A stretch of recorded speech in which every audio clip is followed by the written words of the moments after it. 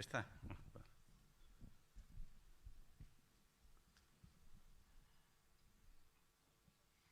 Esperamos a que se coloque esta gente.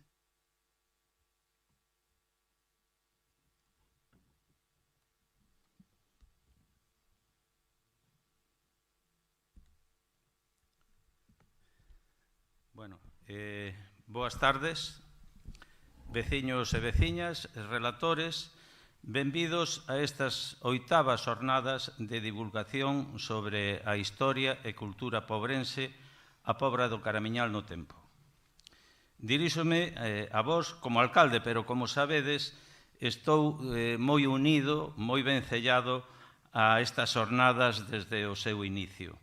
Pois foi un proxecto que comezamos fai xa 8 anos, Manuel Gago e eu mesmo. Por aquel entonces eran a concelleira de Cultura Genoveva Hermo e o alcalde Xosé Lois Piñeiro. Imaginade, pois, o que significa para min ver este cine Elma tan cheo. É un enorme motivo de orgullo, unha satisfacción increíble, comprobar que esta actividade suscita tanto interese entre a veciñanza. Pero, sobre todo, é un orgullo que haxa tanta xente apasionada pola historia e o patrimonio do noso municipio. Hoxe miraremos un ano máis cara atrás, cara ao pasado. En esa mirada non estaremos sós, senón guiados por 4 expertos que nos falarán sobre cuestións moi diversas: a toponimia, os ritos e costumes vinculados cos cruceiros, a historia das árbores como lugares de toma de decisións importantes para o pobo e os movementos migratorios. Son 4 temas dos centos ou incluso miles que forman parte dun dos tesouros máis valiosos da Pobra, a nosa memoria como concello. Como xa se dixo noutras ocasións, con estas xornadas queremos recuperar a nosa pegada nesta terra, divulgar a nosa historia e poñer en valor o noso patrimonio, garantindo así a súa supervivencia. En esta liña, quero anunciarvos que nos próximos meses van a realizarse 2 estudos que consideramos cruciais para coñecer aspectos da nosa historia que están perdidos e que únicamente podemos recuperar mediante a investigación e a excavación arqueolóxica. Estou a referirme á segunda fase de investigación na Corte do Santo. Xa sabedes que o ano pasado pois realizamos unha primeira fase. Este ano vamos a acometer unha segunda intervención, seguramente a última tamén, porque pouco máis vai a quedar que escavar, pero xa vamos a ter unha idea moi clara e precisa e completa dese xacemento. Tamén vamos a iniciar o estudo arqueolóxico no castro da Croa de Posmarcos. A primeira, ou sea, a investigación e a excavación da Corte do Santo, pois vai con cargo ao Concello. E no segundo caso, a intervención que vamos a facer na Croa, no castro da Croa, é grazas á subvención que nos concede a Consellería de Cultura a través da Dirección Xeral de Patrimonio da Xunta de Galicia. Fai cousa de un mes e pico, pois desplazámonos ali, a Conselleira de Cultura e máis eu precisamente, para xestionar este tema que, afortunadamente, o director xeral de Patrimonio, Ángel Miramontes, foi en todo momento moi receptivo, considerou que esa intervención podía aportar importantes novidades no estudo da nosa historia, pero tamén incluso que podía ser interesante pois para a investigación arqueolóxica en canto aos castros para toda Galicia.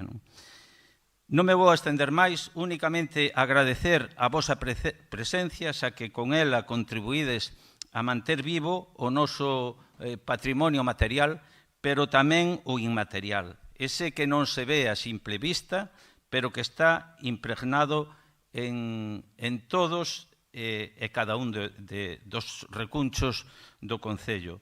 Tamén en cada un dos que estades aquí presentes e, por suposto, en cada un dos habitantes do noso Concello. Desexo-vos unha tarde de aprendizaxe, de preguntas, de respostas e, sobre todo, de presumir con orgullo da nosa identidade. Grazas a todos por vir e, sen máis, voulle dar a palabra a Manolo Gago.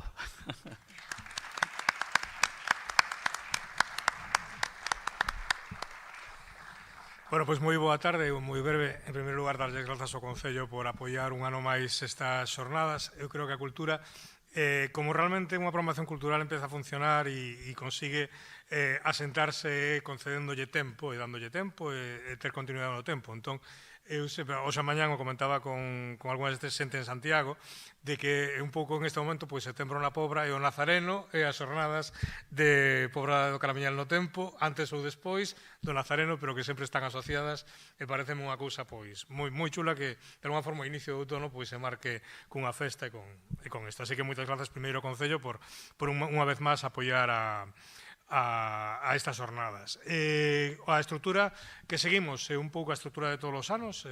Hai as 4 conferencias que hai esta tarde. Como sabedes, o que faremos será damos as conferencias, as 2 seguidas, hai unha pausa, damos outras 2 conferencias e logo ao final pois un tempo de preguntas para todos os ponentes, así que se tedes preguntas pois gardadeas pois para a última hora da tarde para poder plantexalas. Vamos a intentar ser bastante escrupulosos cos tempos, algo que por suposto se di todos os anos e que nunca cumprimos, para que haxa un pouquiño de tempo de discusión e de debate. Mañán, en teoría, a xornada estaba pensando que íbamos a recuncar ca chuvia como o ano pasado, é dicir, no roteiro, pero parece ser, según a previsión que me daba a min agora o teléfono, que alrededor das 9 da mañán pois vai parar de chover. En principio, un roteiro que non está non ten por que ter problemas de lameiras ou así, salvo nunha pequena parte. En esa parte xa temos preparado unha cámara para irlles filmando según van resbalando e logo poñer as fotos do Concello, pero aparte disso, en principio, é un roteiro que non debería verse demasiado afectado polas chuvias que hai hoxe. Simplemente nada máis, dicir que a escolma deste ano de conferencias pois responden tamén un pouquiño ao propio título da xornada, é dicir, a historia e cultura, na medida en que abordamos aspectos históricos, pero tamén queremos abordar nestas xornadas aspectos etnográficos, aspectos antropolóxicos, aspectos toponímicos de outro tipo, como sabedes de outra, e entón as 4 conferencias que temos este ano pois responden un pouco a esa idea da historia e do pasado en sentido amplo, é dicir, non únicamente como historia, sino como memoria e como recordo de moitas cousas. E creo que vanse sorprender con algunhas das cousas que hoxe se van falar. Simplemente, por último, decir que a semana pasada pois tuvemos un pouco esa alegría do Castro de Posmarcos, que é un castro que ademais vai dar moito que falar, xa dá moito que falar. Eu esta semana, pois falando con diferentes arqueólogos en Santiago, xa todo eran especulacións alrededor do castro de que podía haber nese castro, de que podía existir un castro que por unha serie de motivos que irán sabendo pois fai despertar moitas preguntas desde o punto de vista científico. Creo que vai ser un lugar que vai complementar moitísimo a oferta cultural da Pobra, non só turística, sino tamén da noso propio coñecemento do pasado. Mais nada, cando queirades empezamos. Moitas grazas.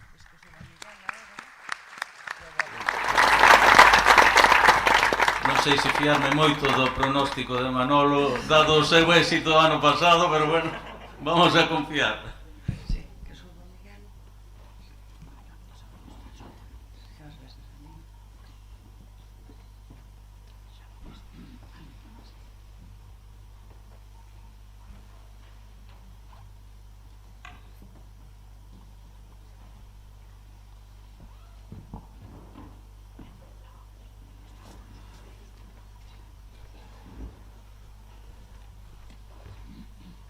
Bueno, pois, boas tardes a todas e a todos, e tamén boa tarde a todas as persoas que nos poden estar vendo en streaming.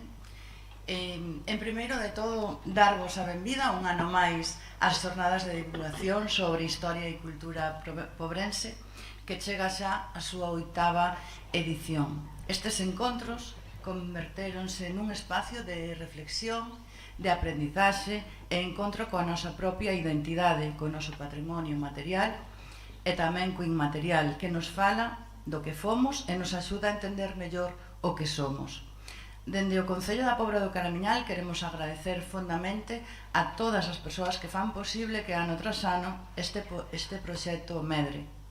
Os investigadores e as investigadoras que comparten connosco o seu coñecemento, o público que sempre responde con interese e respeto e tamén a todo o equipo técnico que traballa para que estas xornadas sexan unha realidade.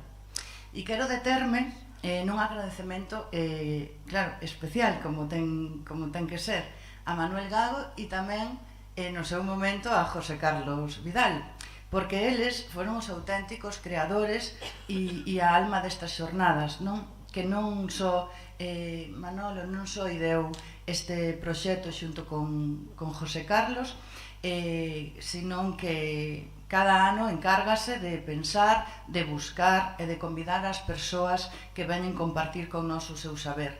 Grazas, Manolo, que estás aí, pola túa dedicación e polo teu compromiso coa nosa cultura. Tamén quero aproveitar este momento no que temos público e no que teño unha voz, como xa veño facendo nos meus actos culturais, aunque este é patrimonial e cultural, pero vou aproveitar, no que temos a sorte de falar en alto e de ser escoitados para facer unha chamada á conciencia. Non podemos permanecer en silencio ante o xenocidio que se está a cometer en Palestina, ante o sufrimento de milleiros de persoas inocentes. Como sociedade que valora a memoria e dignidade, debemos erguer a voz e rexeitar con firmeza a barbarie, a violencia e a vulneración dos dereitos humanos. O noso silencio nunca pode ser cómplice. Hoxe, desde a Pobra do Caramiñal, sumamos a nosa voz contra a barbarie e a prol da paz e da xustiza.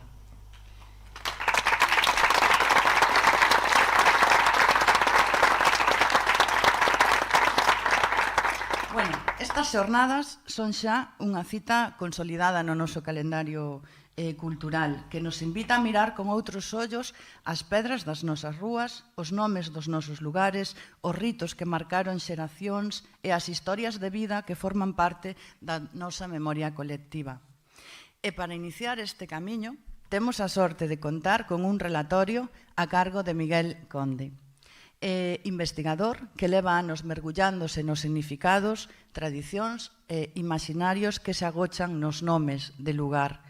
A súa conferencia, titulada Tradición, Cambio e Fantasía nos nomes de lugar da Pobra, vainos abrir unha porta fascinante a ese patrimonio invisible que é a nosa toponimia.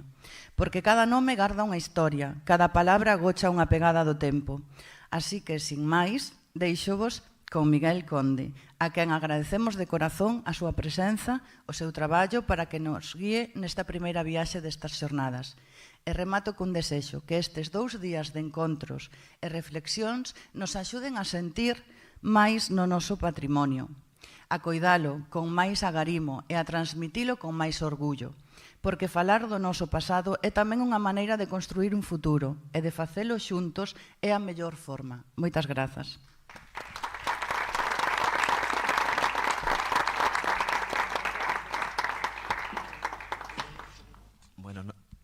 Non teño moita práctica a falar con micrófono, máis práctica con grupos pequeniños, non?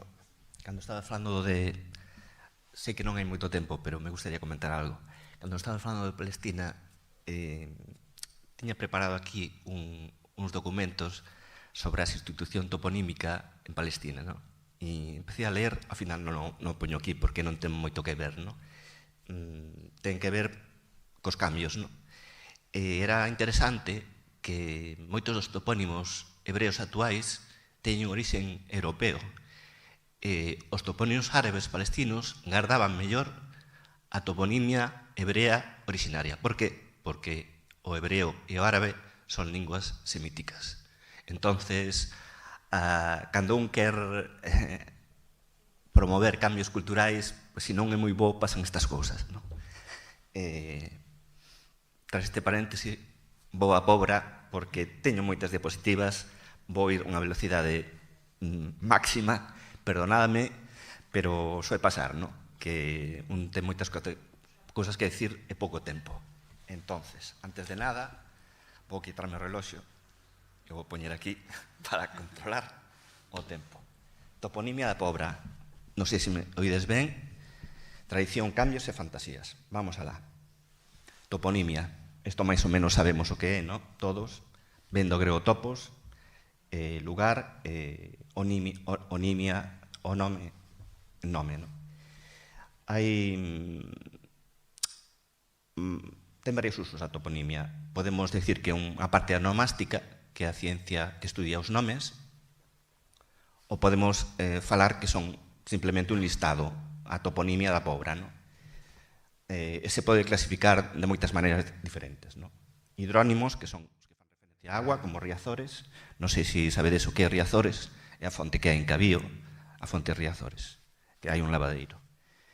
A canle da Mirandela, que era unha canle, non sei exactamente se trae auga, que levaba auga a Torre de Xunqueiras e a toda a zona da Mirandela. Edificios singulares tamén son topónimos, a Casa Cadea. Talasónimos, de talasos, mar, son os que fan referencia ao mar, como o calduario, que algunhas veces escoitei como conduario, que eso xa nos indica que igual se refire a un con, e é o nome dun con na costa. O golfín, que nos documentos tamén aparece como pedra golfiña. Golfo son algas, é un tipo de algas. Probablemente faga referencia a iso. Que nos parece igual unha terminación un pouco rara, ese in, pero xa se documenta de hai varios séculos. A Illa dos Ratos, que hai varias illas dos ratos na Illa da Arousa, entonces iso pode levar a confusión. Pero eu sempre escoitei a miña avó, que era da Jorita, Illa dos Ratos. Odónimos, que son os nomes dos camiños, tamén son topónimos. Fitónimos, o Sobral, que fai referencia a sobreiras. E orónimos, montes. O Eirado, que é un monte que está entre a Curota e o Alto da Torre. O canle da Barbería, isto foi unha cousa que documentei durante estes traballos, que se utiliza canle como prado longo na serra, no? Masculino, que é diferente a canle que é a dos muiños. Zoónimos, como a Cova do Lobo, como unha referencia clara, un mamífero. E antropónimos, os que teño aquí son xermánicos, que son moi fáciles de recoñecer, a máis a mí me fa moita gracia, porque é como unha combinación dun lego ou dunhas pezas que se intercambian, non? Poderíamos dicir Sendel, pero podríamos dizer Sendulfe, ou Rosende, ou Gunderande, ou Rande, Allariz, Samil. Son moi fáciles de identificar, porque normalmente teñen terminacións moi recoñecibles. E despois estarían os axeotopónimos, que serían os dos santos. San Lázaro, San Isidro, de aquí falarei, de San Isidro, de Santo Isidro, San Antonio, o que chaman en Ribeira San Alberto, basicamente, pero que na tomada oín Salta Alberte. Aquí temos o nome Alberte, galego, e a partícula santo, ¿no? Como atoparemos en Santo Isidro, posteriormente. As orixes desta charla, con permiso de Davila, pois o que realmente me despertou o interese é a práctica do senderismo, de ir polos sitios e intentar coñecer os nomes dos sitios, non? Pois, por exemplo, este lugar ten un nome bastante esperable, Chan da Lagoa, isto en Posmarcos. As Penas de Afonso, que é onde están as turbinas, que fai referencia a un señor que se chamaba Afonso, pero que este topónimo aparece desde hai 400 anos. E é un límite entre Boiro e a Pobra. Co cal, non extraña que tamén apareza unha pedra da cruz, que é precisamente o que marca o límite. A pedra da cruz e a pedra do caperucho, que é unha pedra que ten forma de caperucho, daí o nome, está dentro do grupo das pedras de Afonso. Ou seja, que os topónimos está dentro de outros. E casi como unha chan da lagoa, pago un inciso. Na serra, chan é feminino. porque no galego occidental non se di irmá, dice irmán, no? Pasa en portugués. En portugués no norte dice axá de Carrezo, que está ao lado de Viana, e no galego central é achá.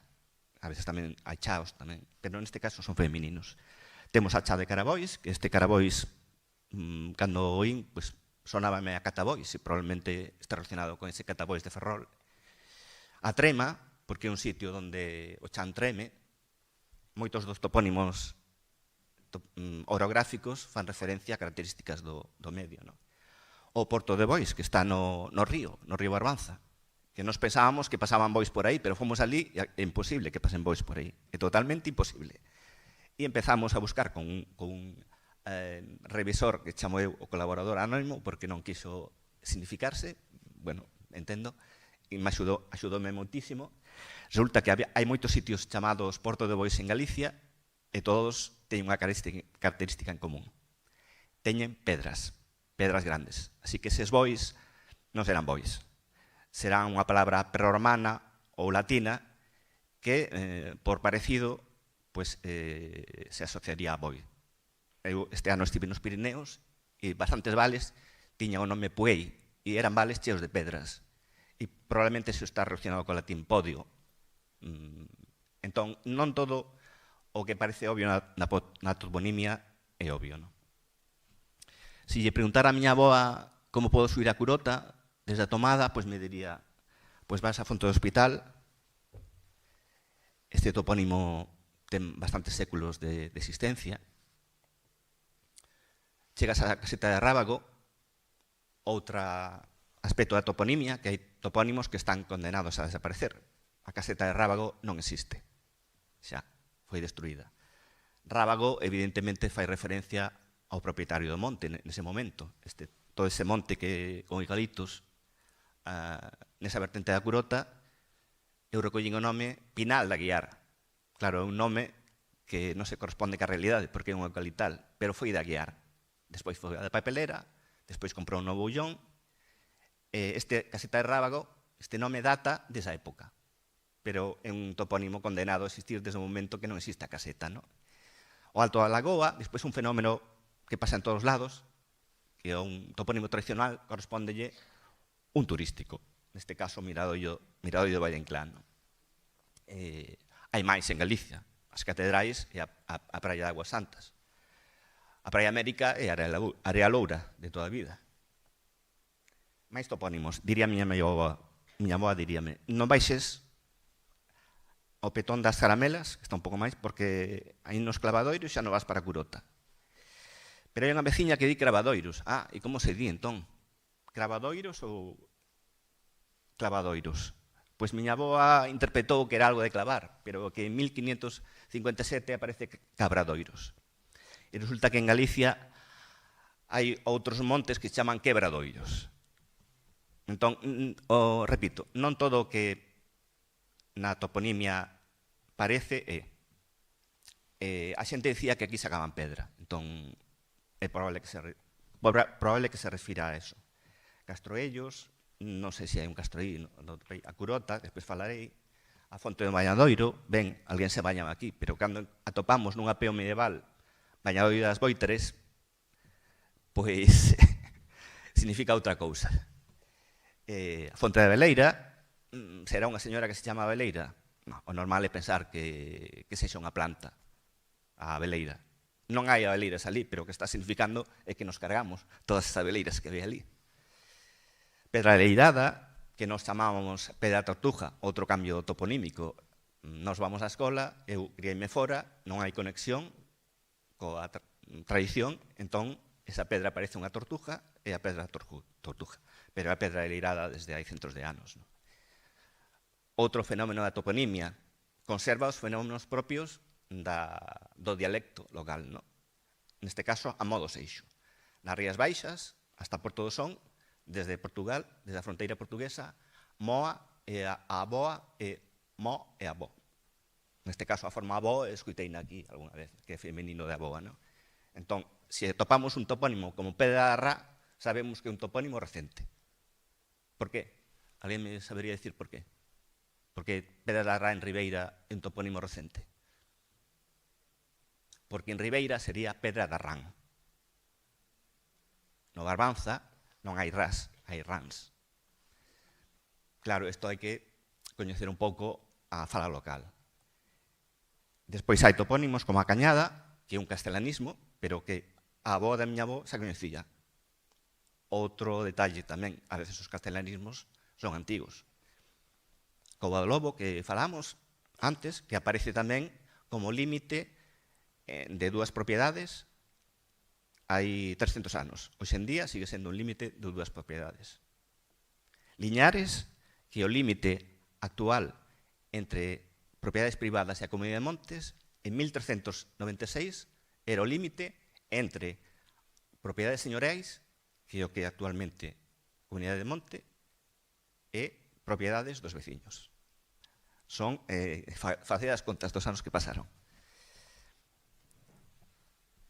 Bueno, animado por toda esta información, que fun recollendo basicamente da familia, pois anoteime un curso de toponimia en Santiago en 2013, e despois do curso fixose unha recollida de toponimia de acordo con algúns concellos.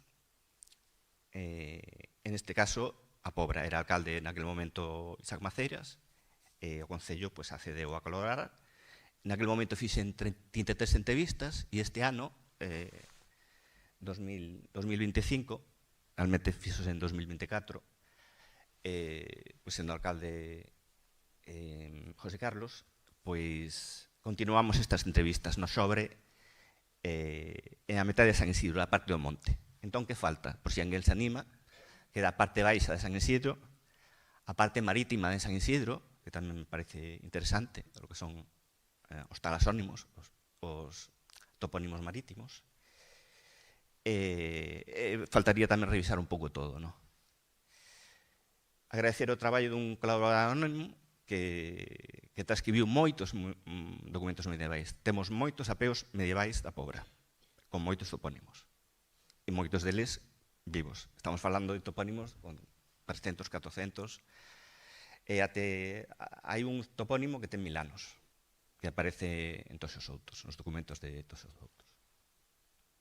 Entón, bueno, empecé a tirar un pouco do fío, vin o catastro de Ensenada. O catastro de Ensenada, para quen non o coñeza, moita xente o coñecerá, é unha enquisa, un traballo, un censo que se fixo na Coroa de Castela en 1750, máis ou menos, moi completo. Entón aparecen todas as profesións, todos os pais, as cabezas de familia, os nomes dos sitios, as producións, é unha información enorme, non? E na Pobra, claro, tamén se fixo. Algo, bueno, a min cóstame bastante ler documentos antigos, entón axudoume e, bueno, sacamos cosas interesantes. Despois está o catastro de 1956, que non sabía que existía. Curiosamente, enquisei, despois consultei o catastro, e para a miña sorpresa agradable, coincidían moitas cousas. Entón, está por escrito e está na tradición oral, eses topónimos. No catastro actual, que está online, sí que hai algún erro.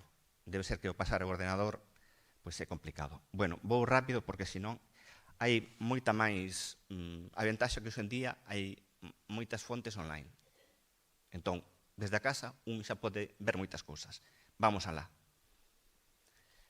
Bueno, a partir desto publiquei algún traballo en Barbantia sobre o topónimos de Santa Cruz e tamén un informe a Concello este ano. E tamén, que non está publicado, pues revisamos algún artigo publicado de algún apeo que vemos que non estaban moi correctas algunhas transcripcións, entón agora todo nos encaixa. E son os límites da vila de Lesón. Xa eu teño comentado a Manolo, o centro desta vila era Quintáns. E curiosamente, porque ao lado de Quintáns hai un topónimo que é Agro do Castro. Igual falamos dun poboamento bastante antigo. Vamos alá, que o tempo se me bota enriba. Non me podo parar nada. Bueno, estas son as conclusións, pero non me vou parar moito. Vou resumir un pouco. As conclusións comparando con Ensenada. En Ensenada aparece unha aldea que se chamaba Amonde, que eu penso que é o actual Campo Muiños. Campomiños é bastante recente, porque incluso a xente me decía que les chamaban ao campo. Decíame unhas mulleres que na escola, cada vez que decían o campo, o mestre batía nelas, porque lle decía que tiñan que decir Campo Molinos. En Ensenada aparece como o Agro do Muiño, que penso que é este lugar. Hai formas populares que non se corresponden coa toponimia actual, Paimouro e Xeral, en vez de Paiomouro. O sea, todo o mundo di Paimouro, o cal é moi habitual, porque hai bastantes topónimos galegos ou portugueses que derivan de Paio e que se reducen. Aparecen varias variantes que son lóxicas. Tarrío, pero Tarrío está bastante claro que vende tras río, co cal supónse que o poboamento veu de Lesón, porque se un vende a Pobra non hai un río, non? Bueno, hai máis dúbidas que non vou comentar porque non me vai dar tempo, non? Os nomes das rúas tamén cambiaron, pero algúns mantivéronse. Cando falamos da calle do Medio, estamos falando dun topónimo que ten máis de 300 anos. Non é algo que se inventou miña avoa hai 3 días. A calle de arriba e a calle do Medio aparecen en Ensenada. Hai unha calle terceira que non sei cal é, e a calle da Ribera é a actual Castelá. Bueno, todo isto pode consultarse nunha web que se chama Galicia Nomeada.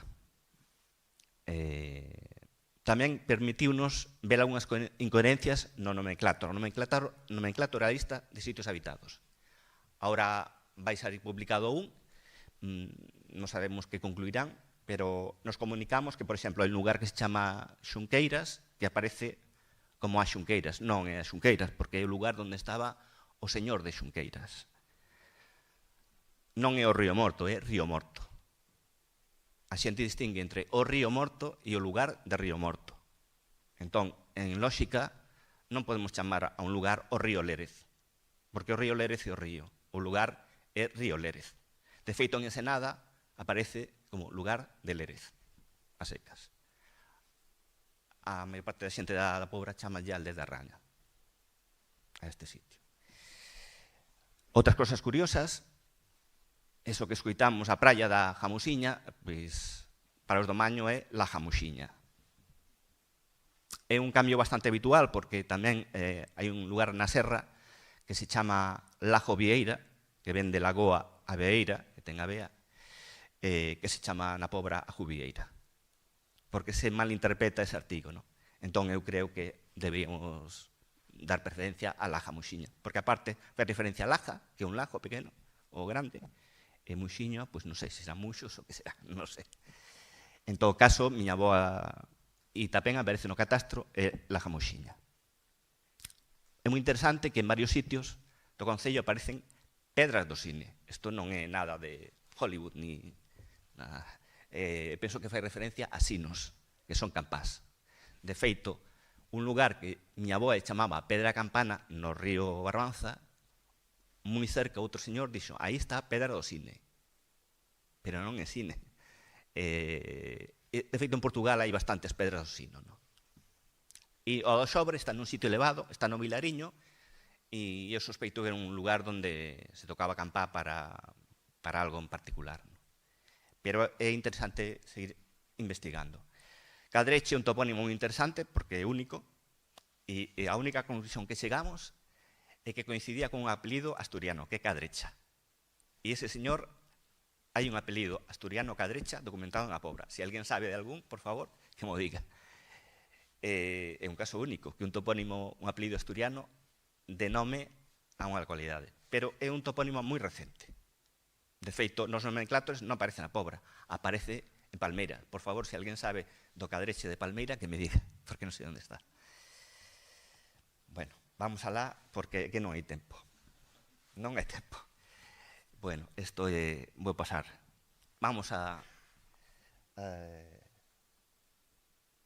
porque cando teño que acabar...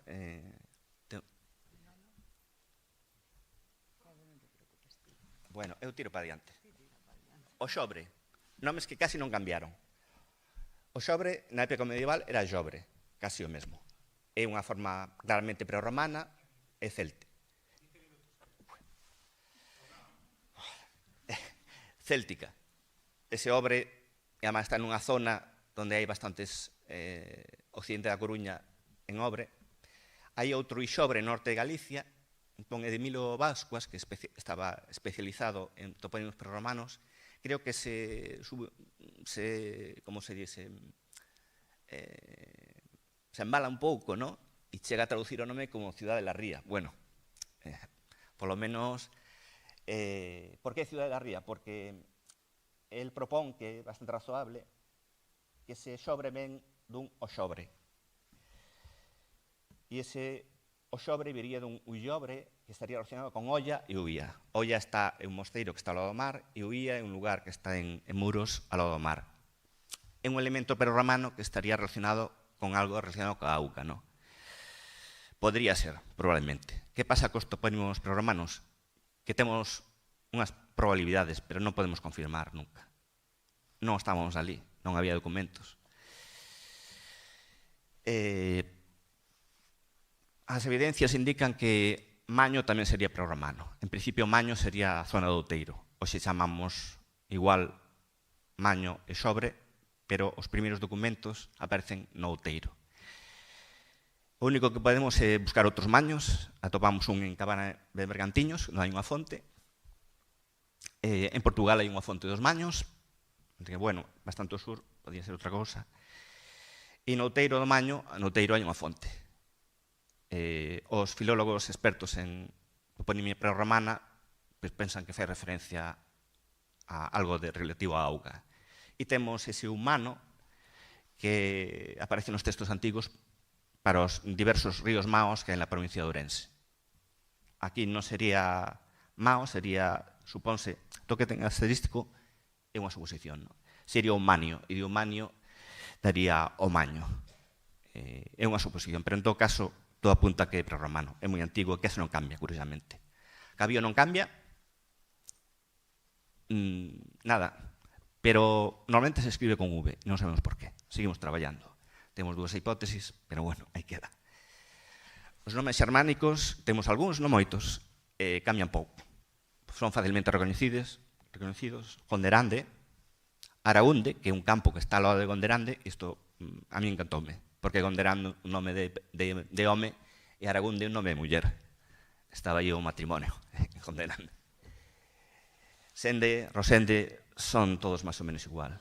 Gundián, Sandián, que son terreos que hai na Pobra, Freán, que é un sitio habitado, e veñen dos nomes xermánicos. Gundila, Sándila, Froia, Rosendo. Non significa que esta xente fose xermánica, sino que utilizaban nomes xermánicos. Hubo unha época que estuveron de moda, co cal é moi difícil interpretar eso en termos de poboación ou de influencias, ¿no? O máis complicado é Rosamonde. Rosamonde sí que cambia, pero anda así sobre un pouco mesmo. Eu, a forma que recollín en Rosamonde, curiosamente, insistín, e eu teño claro. A xente de Rosamonde chamanlle Rasamonde. Un vulgarismo, podemos entender, pero que hai moitos Rasamondes en Galicia. Entonces, probablemente foi unha forma dominante, ¿no? Hoxe en día Rosamonde e quedou así, ¿no? Pero que na época medieval era Resimonde. Entonces, anda bailando, ¿no? Pero, en todo caso, é o mesmo nome. Vamos un pouco máis de chicha, moi rápido, a Pobra. Non hai dúbida ninguna que o nome original da vila, do Deán, é Pobra. A primeira vez que aparece é en 1373. Aparte que hai diversas pobras, son lugares pequenos en Portugal e en Galicia. Os lugares grandes en Portugal se chaman poboas e en Galicia son pueblas e hoxe en día foron galicizadas. A Pobra do Brollón, pois até pouco era Puebla del Brollón. Non sei a historia, pero sí sei a historia da Pobra, ¿no? Porque hai bastante documentación. Este é o primeiro documento que aparece traducido o nome Puebla. É de 1480. É o primeiro documento que aparece nun arquivo de Simancas, en Valladolid, creo. Entón, Que quere dicir isto? Que xa desde hai tempo é un nome que aparece e está traducido. Non significa que na Pobra se utilizase, pero nos documentos en castelán aparecían. E esta data, 1480, é moi significativa, porque é a data das Cortes de Toledo. Entón, a traducción deste nome enlázase directamente ca historia de España e coa historia do galego e coa historia do castelán, porque nas Cortes de Toledo surxen normas para a unificación da xusticia e notaría, o que implica que os escribáns se educan en Toledo e deben usar o castelán. Probablemente, non estaría mal, o nome en traducción de Puebla foi creado en Toledo, probablemente. Isto levaríamos a falar do tema dos exónimos, que son nomes de outras terras que nos utilizamos. Pois, por exemplo, en parte de Asturias falase galego e é un sitio que se chama Monasterio del Coto, ou Monasterio del Couto. A parte galega que fala a parte asturiana que fala galego, chamalle Mosteiro. Entón, o que fixeron en Toledo é unha cosa habitual, hai que velo ca perspectiva actual. Pobra aparece bastantes veces e aparece outra forma, que é posto Marcos. Aquí vemos un documento, estos son apeos de San Martiño Pinario. Isto é moi interesante, porque se ve que este monxe era bastante profesional, de San Martiño Pinario, porque di que este documento, que está feito polo Valdeán, é unha transcripción dun documento máis antigo. O que fai é actualizar un documento que era 1396, que se estaba deteriorando, e o presenta, non? E o presenta un documento de Puebla Aldeal, pero aquí pon pesquisa de como se parte la Pobra e el Jobre. Isto é unha evidencia clara que o nome antigo era Pobra. Nas primeiras actas do Concello, esta villa, Pueblo de Aldeán, trae su etimología de primer lugar poblado, e por isto se llamou Pobla Porba. O sea, que nas primeiras actas do Concello se había memoria de que se usou este nome. Sarmiento, cando pasa por aquí en 1746, anota, Proba, significa Puebla. Non hai dúbida ninguna, non? En Galicia, cada vez que viaxo máis por Galicia, vou atopando probas, neste caso. Isto é unha vista desde o Castro de Santa Tegra, ou Trega. Isto foi outro día, en Chantada, de repente, unha proba. Porque o nome de Pobra evolucionou a proba, igual que decimos probe e non pobre. Non ten ningún misterio. Hai algunha poboa, como esta que está ao de Santiago, por eso, na transición, probablemente alguén intentou galeguizar o nome de Puebla coa forma poboa. É unha forma tamén galega, pero non é a forma original da Pobra. Curiosamente, cando nace este concello, porque este concello nace de unificar o Castelo e o Carmiñal, non é Puebla del Carmiñal o nome. O nome é Carmiñal e Puebla. Non sei, alguén protestaría despois que quedou Puebla del Carmiñal. Aquí vemos unha cosa, perdón, non sei se me oídes ben. Pos Marcos, tamén que hai un pouco de polémica ahora, veremos este nome. Pos Marcos, para min, é a descripción que me gusta tanto, que me gusta máis, das que hai de Pos Marcos. Hai outros autores romanos, pero aquí describe moi ben toda a costa, non? Está traducido por un filólogo moi coñecido. Pon aquí, la parte que se eleva habitan nos pesamarcos. Si pensamos que vimos polo mar, que vimos de Cádiz, o todo Cádiz, o do Mediterráneo, vemos desde o mar a Serra do Barbanza, que se eleva, non? Esa parte habitan os pesamarcos. E por entre ellos desembocan el Támaris, o Tambre e o Sar. Non hai dúbida, non? Só que hai un problema, que Pomponio Mela, este economista, que naceu en Tinguitera, que é a actual Alxeciras, equivócase. Porque falta un T aquí. O nome que aparece, quitando Pomponio Mela, posteriormente sempre leva T. Visto Marcos, posto Marcos, hai centenares de rexistros medievais. significaría os que están antes do Tambre, antes o diante, non? Diante do Tambre. Este Prais non é romano, co cal ten que ser prerromano, pero hai un problema. Os romanos decían que somos célticos, e en teoría as linguas célticas non teñen palabras que empezan por P, para fastidiarnos. Entonces hai dúas teorías. Un autor di que, bueno, es que éramos celtas un pouco raros. E outro autor di que non pode ser, que é un préstamo dunha lingua anterior. Pode ser, igual, ao final. Posteriormente, bueno, este Postomarcos, que é o nome que se documenta, vou poñer aquí unha lista. Postomarcos é o nome que se rexistra, é unha evolución bastante normal, porque as vocais que quedan no medio, que non están acentuadas en galego, varían bastante, non? Dicimos somana, o semana, o teléfono. Entón, de Prestamarcos, pues, quedou Postomarcos. Posteriormente, desde 1800 e pico, desde que aparece o primeiro nomenclator, é Postmarcos, con T. Pero hai un problema con esta forma. Bueno, estes son documentos de Postomarcos medievais.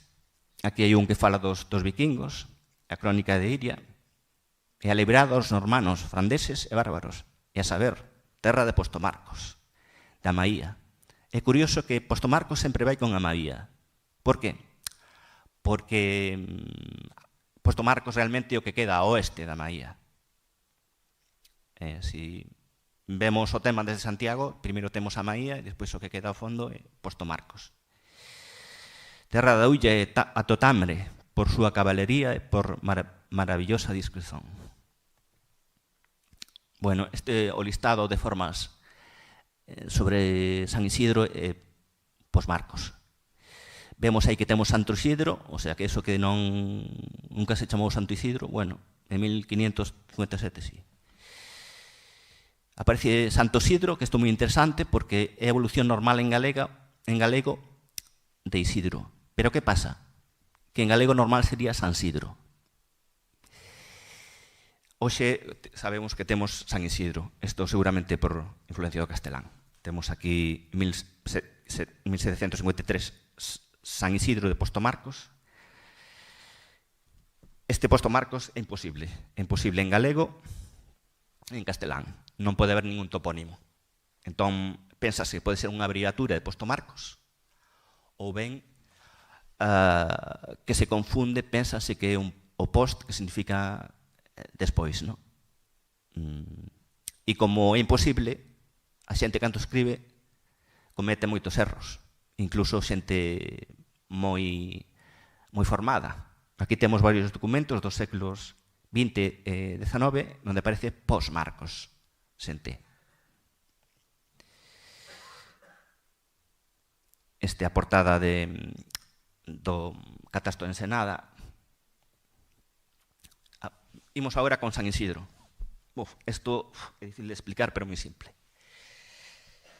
E é moi simple se vemos a traducción da Crónica General e da Crónica de Castilla, o galego, non? San Isidoro de León tradúcese como Santo Isidro e San Isidro. Que significa isto? Nos temos dous santos. San Isidro, que é patrón de Madrid, que é un labrego. San Isidoro, o Santo Isidoro, que é un erudito moi importante na iglesia que naceu en Sevilla. A primeira vez que aparece Santo Isidro é en 1586, co cal non pode ser o labrego, porque se canoniza en 1724. San Isidro refírese a Isidoro. Por qué? Porque en galego medieval Isidro é unha variante de Isidoro. Co cal non é cambiar o santo, é que o santo é Isidoro. O que temos aí neste Isidro é o nome medieval galego. Non sei se me entendedes. Non. Aquí vemos no texto, este é un texto de Goiáns que aparece Santo Isidro. Hubo unha repartición entre un nome popular é un nome culto, pero realmente o santo non é San Isidro, é Santo Isidoro. Buscando estes últimos días, atopei isto que xa alucinei, porque isto debe ser en Sevilla, en castelán parece que tamén aconteceu. Isto non pode ser un labrego, isto é un obispo, é Santo Isidoro, e aquí pon San Isidro. Daí a confusión. Que facemos con todo isto? Iso xa, quen teña que decidir, que decida. O tema de santo e san. Bueno, isto é, basicamente, en portugués e en galego tradicional, cando ten unha vogal diante, é santo. En castelán non é así, é diferente. Entón temos, en galego portugués, San Domingos, ou San Domingos, en portugués, en castelán é Santo Domingo. En galego portugués é Santo Antonio, así na lingua medieval, e en castelán é Antonio. Pero, curiosamente, buscando nestas fontes en internet, o da Pobra, pois un texto en castelán, pois aparece Santo Antonio, porque lles debía soar aínda mellor. Mando para a obra do monasteiro, isto é unha mistura, de Santo Antonio da Pobra, e porque os frailes del me digan algunhas misas e salterios, por mi alma, tal. É de 1485. Que pasou aquí? Que foi unha progresiva castelanización. Santo Estevo de Rivas de Sil aparece nos mapas hoxe como San Esteban. Eu non sei como lle chama a xente ali, non? Hai moitas aldeas que se chaman San Tomé, en Galicia, moitísimas. Pero en galego é Santo Tomé. En portugués é San Tomé e Príncipe. Que quero dicir con eso? Que aquí se mesturouse un pouco todo. Entón, de Santo Isidro, coa presión do castelán, pasa a San Isidro. E Santo Antonio a San Antonio. Que pasa? Que iso xa temos como moi interiorizado, non? Se empezamos a tirar de fío, ainda máis complicada a cousa, porque se imos a Zamora, hai un Santo Tirso, recoñecido pola Iglesia, hai unha parroquia. E fixe unha consulta á Academia Española e me dixeron, no, de ninguna maneira, ten que ser San Tirso, perdón. Pero para a diócesis de Astorga é Santo Tirso. Non sei se me entendedes un pouco, é un pouco caótico a situación. San Paio, normalmente San Paio, pero en Redondela hai un Santo Paio, porque os de Redondela lle pareceu que se daba máis bonito. En Asturias hai un Santo Adriano Monte, pero hai San Adriano. E en Portugal casi non hai San Isidros, ou Santo Isidros. Por qué? Porque a Iglesia considerou que había que liquidalos e todos tiñen que ser Isidoros. Aquí temos un Santo Emiliano, que é un rally, pero que en castelán é San Emiliano. Que pasa? Que estos son restos do antigo Leonés, seguramente, que queda un pouco así como... Por iso que cando se fai afirmacións, pois a veces son arriscadas. Cando se di, nunca se dixo Santo Isidro, depende. Hai documentos que pon Santo Isidro. O que si podemos afirmar que ninguén di Santo Isidro, aparentemente, non? Porque... ás veces conservanse os nomes noutros concellos. Habería que preguntar tamén en Boiro como chaman. Vou falar dos ríos rapidamente. Os ríos cambian non demasiado. É curioso que o río Morto é río de home morto. E este home é moi sospeitoso, porque hai moitos ríos homes, que é un termo prerromano. Igual é o río do río Morto. Ou igual morreu un home, non sei. Non teño ni idea. Río Barbanza é prerromano, cambiou a Río dos Seixos e despois Río das Pedras, moi rapidamente. Aquí hai un río nos mapas que pon Tilleiros. Se alguén sabe algo deste río, eu non registrei, pero sí que hai unhas propiedades e un río que chaman Río do Telleiro. Igual non é o río Tilleiros, sino o río do Telleiro. Gonderande, sigue existindo o río, e o afluente o río das Almas. Ánimas é un termo culto, é imposible que un topónimo popular sexa río das Ánimas, porque é un latinismo. A non ser que ese latinismo chegase, non? Xunderama, falarei despois, é un nome inexistente, non o registrei nunca, e despois a ver se encontramos algunhas claves. Non me vou parar porque senón non me dá tempo. Río Barbanza. Os expertos teñeno claro, é un nome indoeuropeo E ten que ver con ferver. Hai voces relacionadas, Burbulla, Borbotón, e hai moitos ríos en Galicia, bueno, algúns, moitos igual non, que teñen esa raíz. Barbaña, Barbantes, que é unha localidade, e o río Barbandiño, non? Hai un documento que lemos nós, e aí fala do Puerto de Carros, que é o río de Barbanza. Xa podíamos pensar que o río das Pedras é o río Barbanza, porque hai unha ponte Barbanza, non? Parece claro, non? Entón, este cambio, pois a xente buscou un nome que fora un pouco máis transparente, non? Pasamos á Curota. Bueno, en todas as miñas entrevistas, este monte o máis pequeniño, dos máis altos, chamase Curota, pero aquí na vila alguén me dicía, non, é Curotiña. Bueno, fixen 40 entrevistas, todo o mundo me dixo Curota. Igual na vila é diferente. Entón, de que ven isto da Curotiña, pois ao final topamos. Bueno, este outro monte da Curota que está en Valença do Miño. Vemos tamén a Curota, Curuto, sitio elevado. Mapa de Domingo Fontán, a Curota está no seu sitio e os Forcados están no seu sitio. Ben, perfecto. Moi ben, Domingo.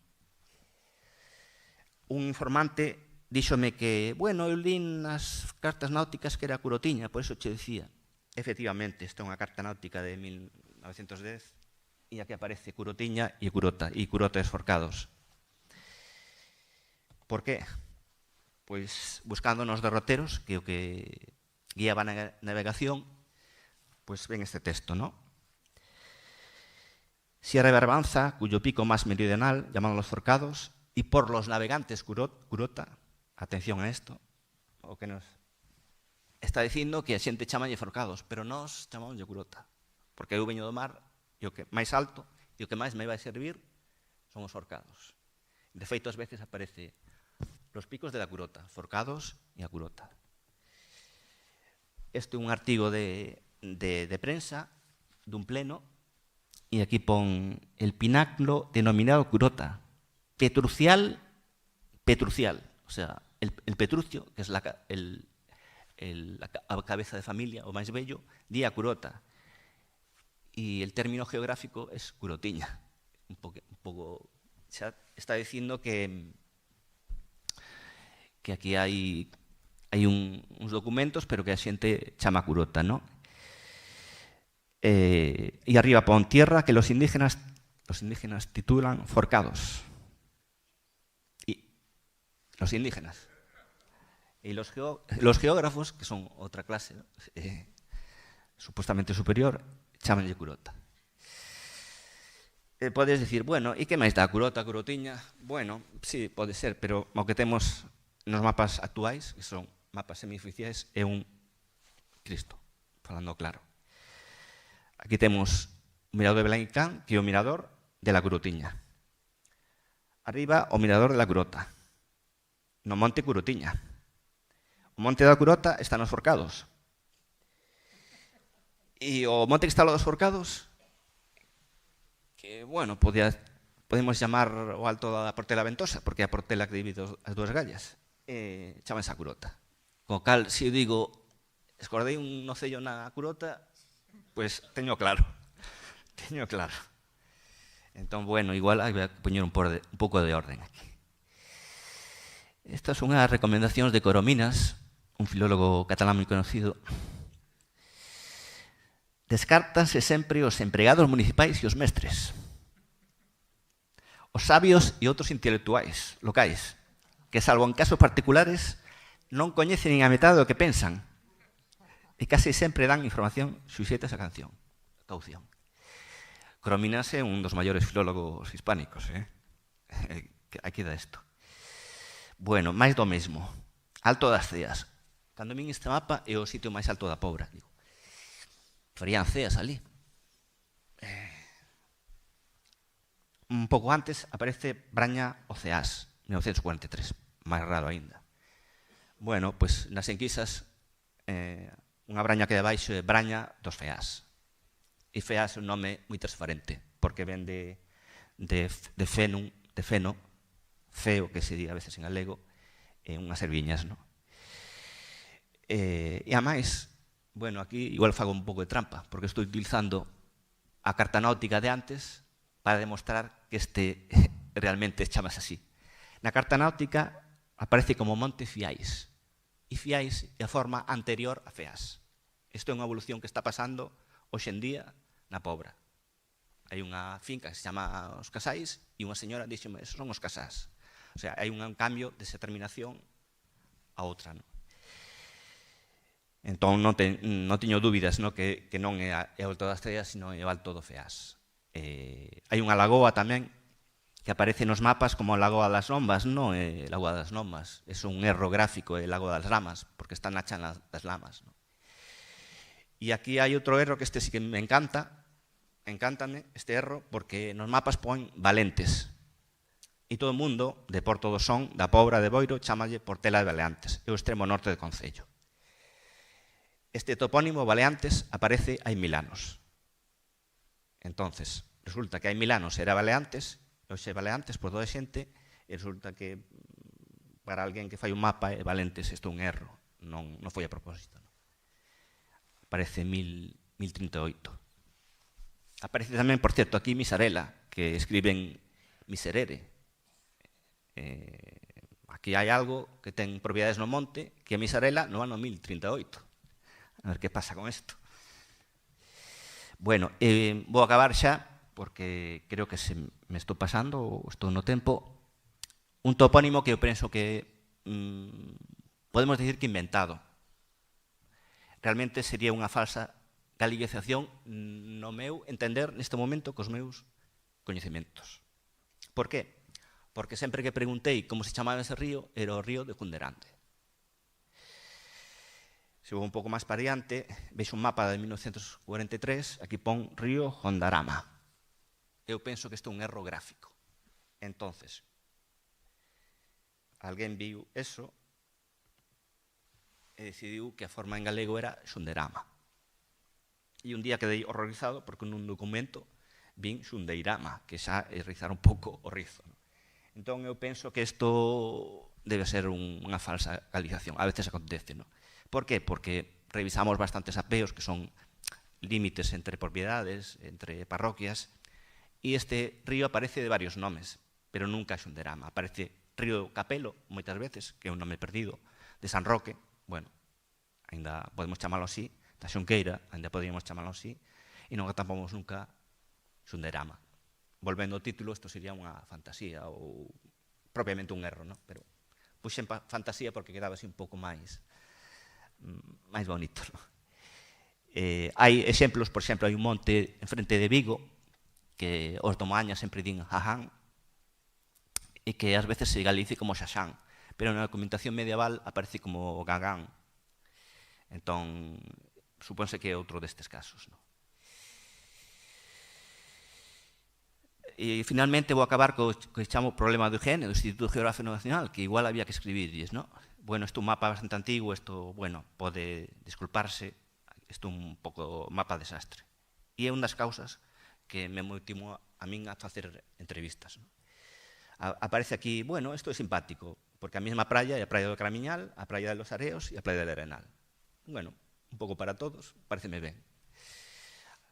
Pero hai unha playa de Riazor, e isto, que Riazor? Pois, ao final, ostras, pois é a fonte de Riazor, en Cabío. A fonte de Riazores, pois aquí alguén interpretou que era unha palabra catalana, Riazort. Eso estaría en Cabío. Isto pode ser un barrio, había que investigar, porque non sei de que ven o calduario. Aparece como Caldoaro, pode ser. A Ingua, sabedes cal é a Ingua? É unha illa que está enfrente de Cabío. Aparece como a lingua, a Ingua é outra cousa. A Ingua é unha bigornia ou en castelán yunque. Esa illa ten forma de yunque. Eu supoño que pode ser eso. En todo caso, Ingua significa dúas cousas. O espacio entre o corpo e as pernas ou un yunque, non? Unha cousa que utilizan os ferreiros. Todo o mundo chamanlle a Ingua, non? Non ten nada que ver con lingua. E aparece aí unha punta mosquetón que non sei que, se alguén sabe que é punta mosquetón, eu creo que é o mascatiño que ha aumentado. Entón, temos un problema co higiene que igual había que escribirlles. Bueno, no monte aí xa me volví un pouco, de verdad, púxeme un pouco nervioso. Vemos moitos dos topónimos que aparecen aquí están movidos de sitio. Non sei se podo indicar aquí con algo. Bueno, a Pedra das Pías realmente está no punto no pon 539. Bueno, non é un cambio moi grande, pero aí debe ser un petroglifo. Hai 20 coviñas aí, que son as pías. A trema non está nese lado do río.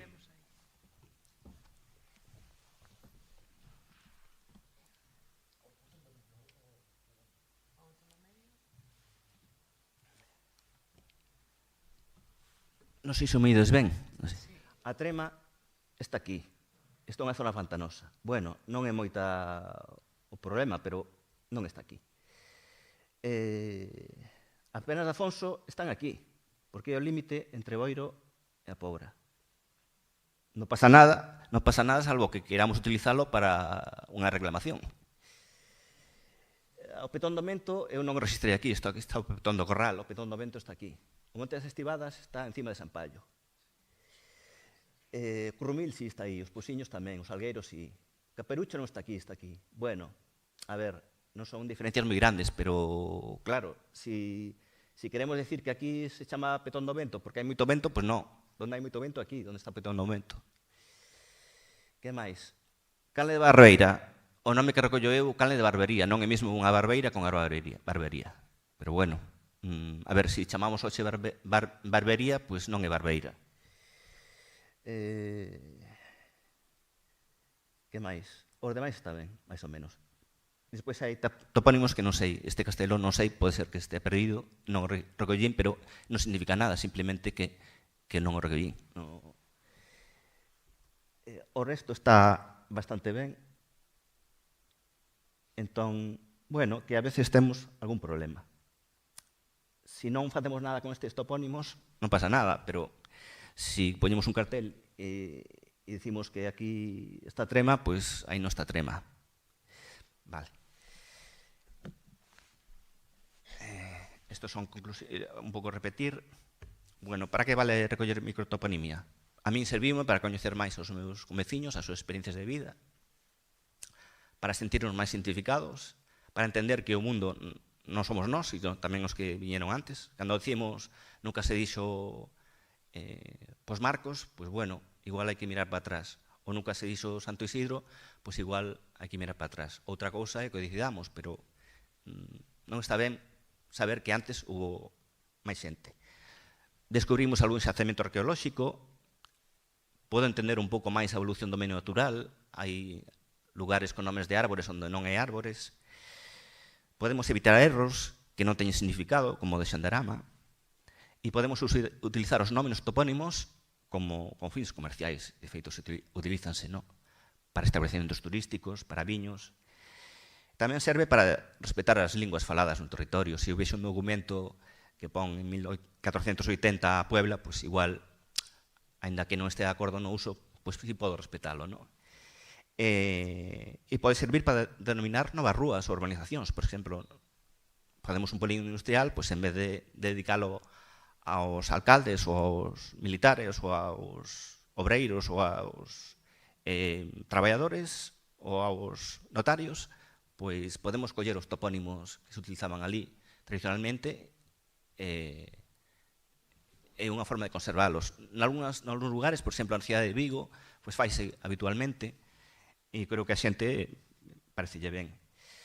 Bueno, e finalmente acabo, un recordo a algunhas persoas que xa non están connosco e agradecementos. Non podo agradecer os 40. Agradezo a Manolo de Rego, que foi comigo na Curota e arriba na Curota acordouse que tiña a rodilla mal. Non se acordaba. A unha persona que me atendeu en Santa Cruz, non tiña os cadernos comigo hoxe e non tiña o nome, se levantou da cama, me atendeu con goteiro para contarme os nomes por riba de San Xoán. A todos os veciños do Caramiñal que non están connosco, a José de Loeiras, José de Corredoira, Maruja de Román, por moi detallada información de todas as leiras. E aqueles que dixeron que o monte non volvían porque se levantaban de neno ás 5 da mañá e a coller batume e non querían saber nada de monte, pero ainda así falaronme de moitos lugares. E os que me contaron que os sultanos botou do monte e nunca volveron a traballar no campo. Cando falamos do que o monte está abandonado, pois tamén igual temos que mirar para atrás. A Teresa de Paimouro utilizo os lugares onde viven polo amable recibimento e con cariño para súa nai. A Casa do Périto das Carochas, que sempre me atendeu, 2013 e 2024, a todas as comunidades de montes do Concello, a Lola da Laxe, a Mariola da Jorita, Mariano de Cabío, José Antonio do Ural, e a un incansable revisor anónimo por compartir tantos segredos da obra medieval que espero que se publiquen algún día. Hai que animalo, a Manolo coñécelo, entón hai que animalo para que eso saia a luz. A todos os que colaboraron xa en 2013 xa non están connosco, pero deixaron un patrimonio, un testimonio, e na memoria de meus pais e meus avós, Ramón e Dolores, por transmitirme sempre a querenza por este concello. Gracias.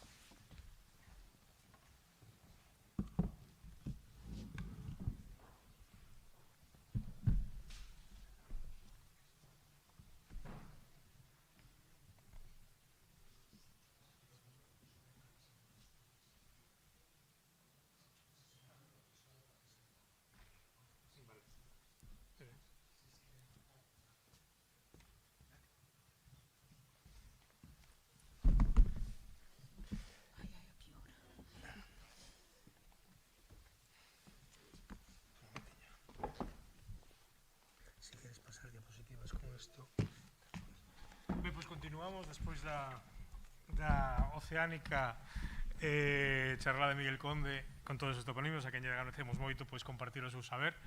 E continuamos con a Rianxeira, con Nati Rey, que é unha investigadora de Rianxo que tiñamos moito interés en que viñera aquí. Nati formouse en antropoloxía con un antropólogo que xa estivo nestas charlas, con Rafa Quintía.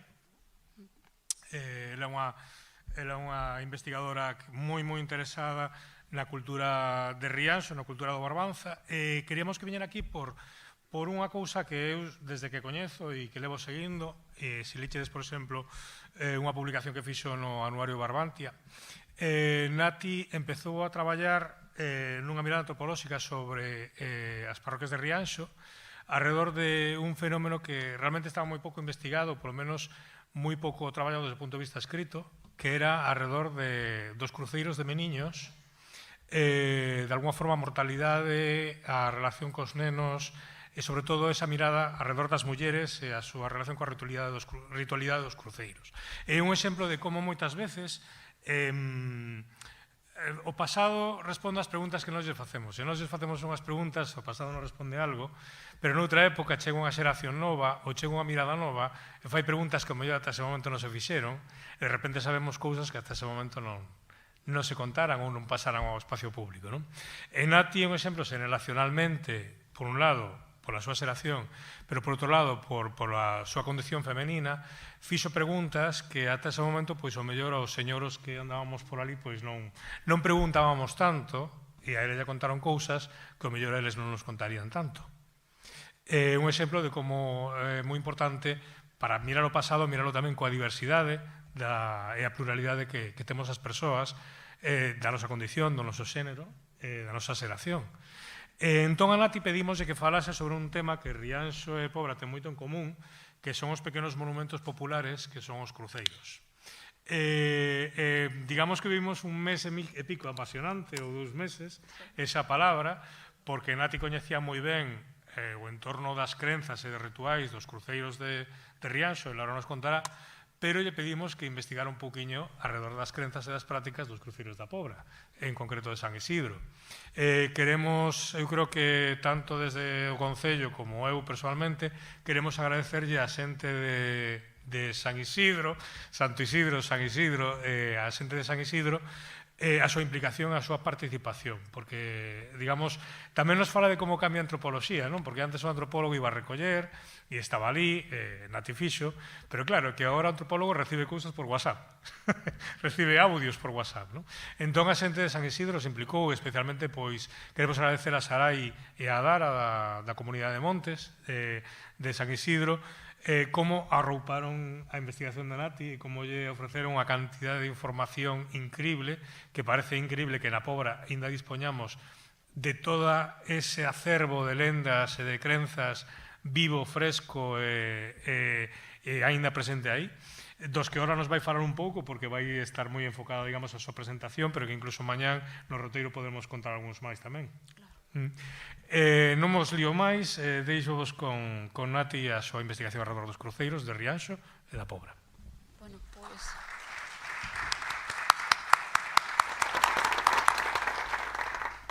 eu teño que agradecer ao Concello da Pobra, a Manuel por contar comigo, a Sole Felloza que me cedeu unhas fotos moi bonitas que veremos aquí, e a Sarai a Dar, a súa filla, porque grazas a elas abriron máis portas á comunidade de San Isidro, e así a xente, pois, con máis confianza, con el ao seu lado, pois atreveuse a contar a súa historia. Eu entrevistei principalmente a mulleres, pedí mulleres de entre 60 e 80 anos, e foron, despois dos WhatsApps ou máis, pero, bueno, personalmente unhas 11 persoas, todas mulleres menos 3 homes. Intentei enfiar todo o que me contaron, intentei porque, bueno, no roteiro veremos cousas diferentes, pero eso, intentei enfiar todo e vamos a empezar cos ritos de vida e os ecos da morte. Bueno, vamos a situarnos con persoas maiores, porque eu comentaba a estas señoras, contame de antes, elas dicíanme, o tema dos cruceiros non é da miña época, bueno, máis de tua avó, de tua nai. Bueno, vamos a situarnos eso, na muller da Galicia tradicional, principios do século XX, entre a metade do século, non, principios do século XX e a metade, non? Bueno, vamos a...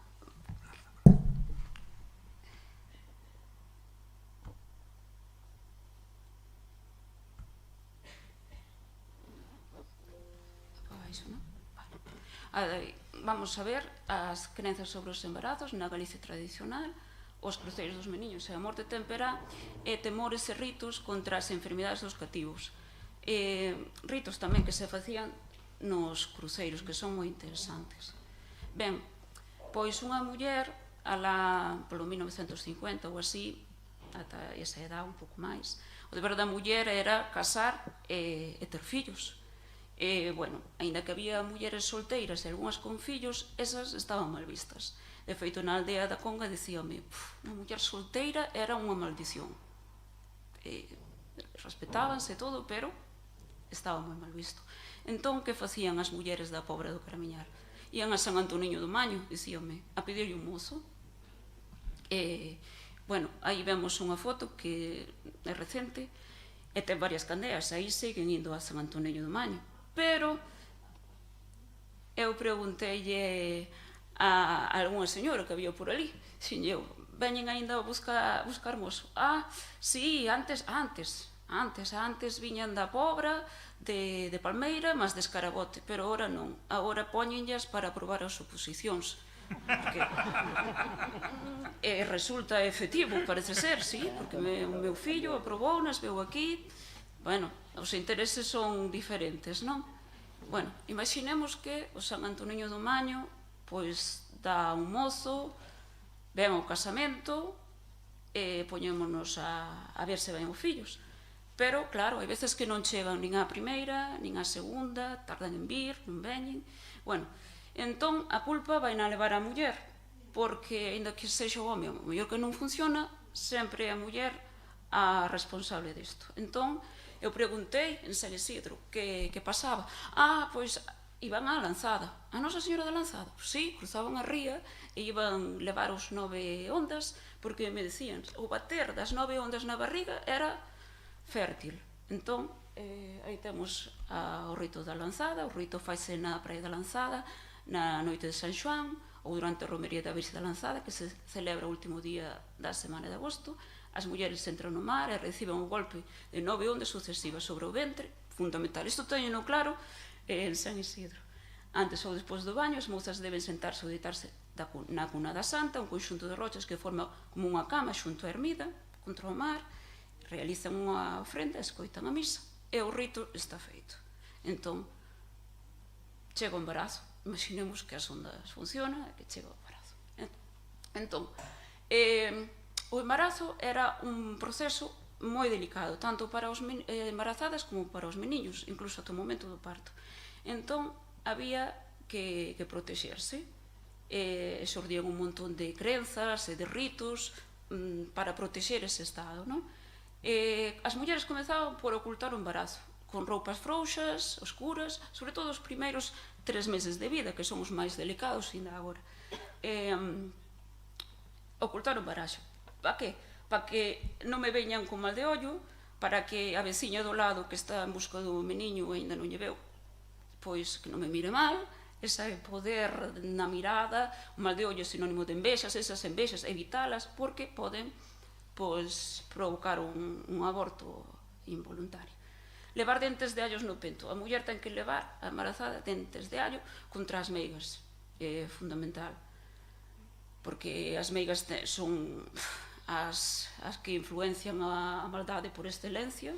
Entón, poñer unha medalla bendicida contra o demo, contra o maligno. Evitar comer pulpo e chopo, porque saíanlle manchas rojas aos meniños na cara. Non andar en bicicleta ni saltar, porque abortábase. Debía cumprir os santollos, senón tamén se daba de perda. Non podía asistir a velorios ou enterros porque podía coller o aire de defunto, que o veremos máis adiante. Non achegarse a certos animais, porque tamén podía coller o aire. Hai certos animais que emanan o aire, como as gatas preñadas. Estaba completamente, se tiñas unha gata preñada, contaronme en San Isidro, se tiñas unha gata preñada que non pasara por riba da roupa, e menos do meniño, porque viña o aire. Estaba prohibido pasar por debaixo por riba de alguna corda, o sea, non podías pasar nin pola corda nin por debaixo dun tendal, porque o meniño podía che salir estrangulado. É un feito simbólico que o cordón umbilical pois enrólase na cabeza do meniño e morre. E bueno, estos son crenzas que tamén a día de hoxe pasan. Eu teño unha meniña de 4 anos e uns meses antes contáronme ali un veciño, perdemos a nena e lo, pois nas sentíamos e tal, fomos mirar e apareceu estrangulada. Son cousas que pasan de antes e de agora. Bueno, normas para as embarazadas na aldea mental. Vale. As embarazadas teñan prohibido torcer a roupa o martes de carnaval, que é a véspera de Cuaresma, porque se cría que o feto podía ter problemas co cordón umbilical. O feito de torcer, este feito simbólico, é como se ao meniño lle torceran o cordón umbilical, non lle chegaba ben o sangue, entón, pois, problemas con el. Tamén este día estaba prohibido peneirar. A peneira xa se retiraba o luns, o día antes, completamente prohibida, porque tamén se había unha galiña deitada sobre os ovos, non se podía peneirar, porque críase que tamén afectaría o nacemento dos pitos. A galiña choca aí cos ovos, olvídate de peneirar. O feito de peneirar é un feito moi simbólico, porque estamos así ca peneira, o bo vai para baixo, a fariña boa, arriba queda o malo, entón, o tema da muller así peneirar, que se iba, marchaba o fillo, críase que podía marchar o fillo, e quedaba o que era malo, a barriga infértil da muller. Ben, a pesar de ter todos estes coidados, ás veces os embarazos, pois, non chegaban ben. Había abortos, o bebé nacía mal, os meniños ao pouco tempo morrían, bueno, non se conservaban as familias, entón facían o bautismo prenatal, E isto dentro da parroquia de San Isidro, baixaban á ponte de San Antonio, aí indo para o Xobre, no Xobre, e facían o rito. Esta é unha foto que collín na Ponte do Burgo, en Pontevedra. É un rito moi antigo, faise en diferentes puntos de Galicia, e principalmente consiste en bendicir o feto aínda no ventre da nai. Ben, o rito do bautismo anticipado no Pobre do Caramiñal. Este rito é moi curioso porque sempre se escoita que o bautismo prenatal se facía de noite, a muller iba á ponte acompañados de familiares. Este non. Vale, empezamos. Por que a ponte de San Antonio? Vale, pois a ponte de San Antonio é a ponte idónea para facer este rito. Nas súas inmediacións está un cruceiro que evita a entrada do demo e bueno, o río conecta con mar, a auga salgada, máis bendicida, non? Está purificada por ter sal. Entón, contaron na aldea de Armental, e di así, o señor contou que pola mañá ia co seu xefe na furgoneta, paramos a ver a muller soa vestida de loito en completo silencio. Era unha muller viúva, supónse, estaba en silencio.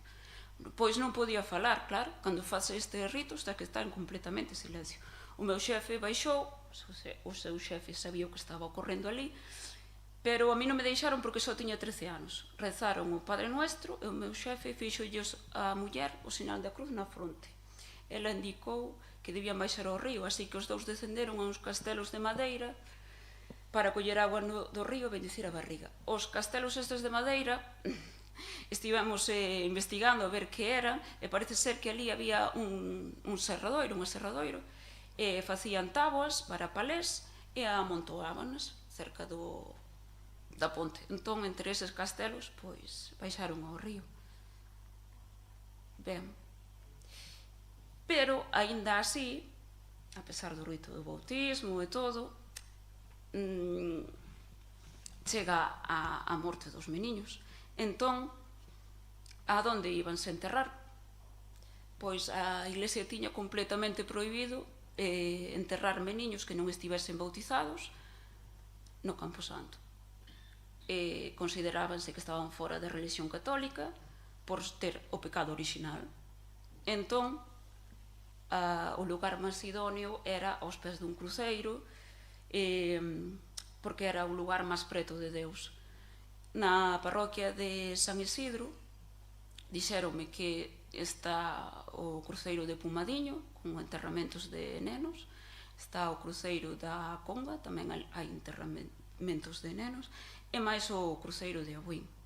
Este cruceiro é o cruceiro da miña aldea. Na miña aldea hai 2 cruceiros de meniños xusto nos lindes da aldea. A mí sempre me resultaron moi curiosos porque eu cando iba para a escola sempre pasaba polo lado dun, do Coleiro da Veiga, eu quedaba a mirar para o cruceiro e dicíame miña nai, ese é o cruceiro dos meniños. E por que o cruceiro dos meniños? Porque aí enterraban os meniños mortos sen bautizar. E nada, por eso sempre me chamaron a atención. Este é o cruceiro da Lomba, aquí houve enterramentos e vemos a cariña triste do anxo. Isto é unha característica dos cruceiros. Bueno, os cruceiros dos meniños tamén se lle chama cruceiros dos anxiños, anxeliños, son cruceiros que collen enterramentos de bebés falecidos sen bautizar, e os cruceiros dos anxiños podense identificar polas seguintes características. Están as caras tristes dos anxes nos seus capitéis, e tamén na base e no fuste do cruceiro pode haber cruces labradas, iniciais gravadas, que poden corresponder a datas ou dedicacións ou nomes. No cruceiro dos anxos en Carril vemos, non se aprecian ben, pero aí hai gravados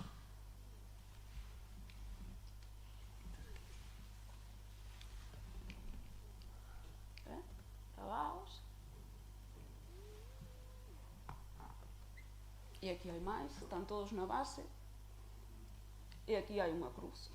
Estes gravados estaban velos de noite con unha linterna porque teñen moito tempo e mellor a luz do día, a luz do sol non se aprecian ben. Ben, e a donde iban os meniños? pois os meniños iban ao limbo.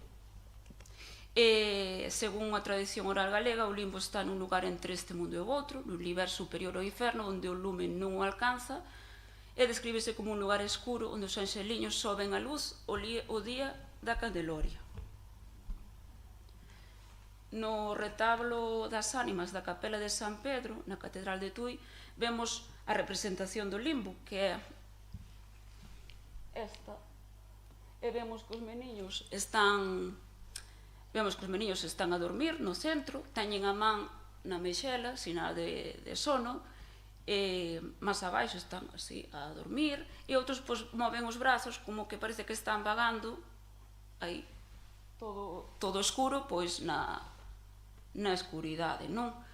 Despois temos a táboa das ánimas da igrexa de San Lourenzo de Salcidos, aquí, e non se aprecia ben, pero tamén están os meniños vagando, ca man na meixela, sinal que están a dormir, como que a mesma imaxe que a anterior, movendo os brazos, dormindo, están vagando todo o tempo.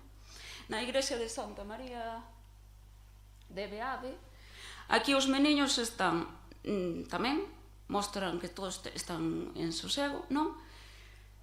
Pero están incrustados na pedra. A pedra teñen cantos limados, non mancan, pero isto simboliza que os meniños no limbo pasan frío, están apegados á friaxe da pedra. Aínda que sexan criaturas inocentes que non fixeron ningún mal, teñen o pecado original e por eso a Igrexa os castigaba sen estar preto de Deus. Continuamos. Vale. As causas das mortes dos recén nacidos, as principais causas, pois era falta de atención médica. Na parroquia de San Isidro comentábanme, aquí cando viña un médico era unha sorte, un milagro, era raro que un médico chegase a unha aldea. A falta de higiene, non se entendía o que era a higiene, non entendía o que era a esterilización, dicíalle Sarai, elo non lavaban as mans nin con caña, que va, viña da leira, había unha muller a parir, vamos, as mans así. A precariedade nas condicións dos partos, bueno, pois pensamos que parían na casa, na cociña, en condicións que hoxe son imaginables, pero antes era así e corrían riesgos moitos de infeccións, non? Tanto elas como os meniños. E en San Isidro teñen claro que tanto morría a muller como o neno. Ben, as informantes da aldea de San Isidro e da Conga coñecen exemplos que ilustran esta realidade. Isto recollino hai nada este mes. Mamá tivo 2 meniñas mortas, despois consultou co médico Alejandro Novo, porque, claro, despois veu xa os médicos, a medicina, en Santiago, foi ao médico a Santiago porque estaban morrendo os meniños, entón, pois foron mirar a ver que pasaba, e soubo que era por culpa da tensión alta. Xa daquela, e iso, aos meniños matábos. Esta señora tamén me contou que ela tiña problemas ca tensión, cos meniños e tal, bueno, ela di que o herdou de súa nai. Outra informante contoume, antes non daba salud cunha matrona nin cun médico, daba salud cunha muller calquera que viña sen lavar as mans. Aparecía por ali, e quen eran estas mulleres? Pois a veciña, o mellor a veciña que tivo 14 fillos, en San Pai unha díxome que tuveron 14 fillos, ali unha tía dela, dicíamela como viviría esta xente, non? Pero, bueno, o que había. O mellor por ter tantos fillos, pois era a que máis se entendía e iba, sen coñecemento ningún.